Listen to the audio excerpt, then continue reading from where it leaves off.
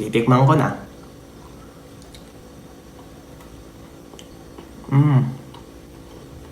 Harap. Napakasarap.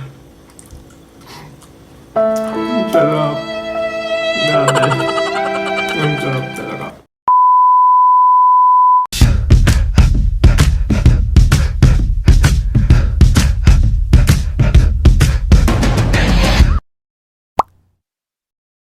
What's up guys? Welcome back to my YouTube channel. Gusto ko lang i-share sa inyo guys na sobrang saya ko ngayon kasi yesterday dumating na yung in-order ko sa Shopee na mga premixes na gusto kong i-try talaga dito sa bahay habang home quarantine. So bumili ako ng Puto mix at crinkle mix. So I'm very excited kasi plano ko talagang i-vlog siya ngayong home quarantine kasi gusto ko i-share sa inyo yung experience ko dito sa mga produkto. Sobrang excited ko kasi finally ginawa na nilang available ng ordering ito online. Kasi dati-dati sa specialty and bakery stores ko lang to nakikita pero ngayon available na siya online through Shopee. Kaya talaga namang nung nalaman ko ito nag-order agad ako sa Shopee. Very special ang food vlog natin ngayon. Meron akong costume na isusuot. Okay.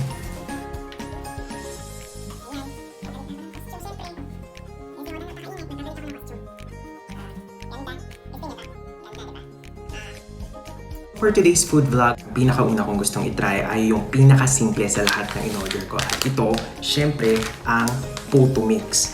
Bakit? Makakagawa ka ng puto sa bahay ninyo sa mamamagitan lang ng premix na to at tubig. At kung paano tayo gagawa ng puto gamit tong mix na to at tubig, halika, samahan niyo ako. Papakita ko sa inyo. Ang standard recipe ay kailangan ng 1 kilo mix sa bawat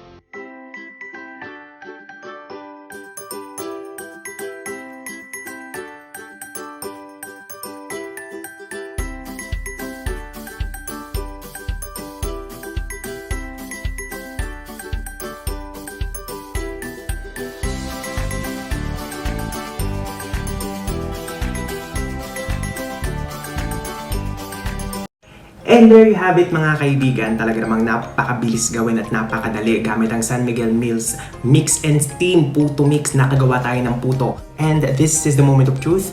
Titikman ko na kung masarap pa talaga itong putong nagawa natin. Titikman ko na.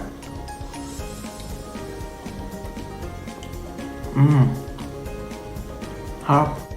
Lasang-lasa mo yung pagiging puto niya. And if you enjoyed watching this video, don't forget to hit the subscribe button below para lagi kayong updated sa aking mga future food vlogs. And kung gusto niyo rin itry itong recipe ginawa natin sa inyong mga bahay, pwedeng-pwede na ninyong gawin yan. Just log into Shopee at mag-order online ng San Miguel Mills premixes. At pwede rin kayo mag-order sa mga sumusunod na numbers na nasa inyong mga screens.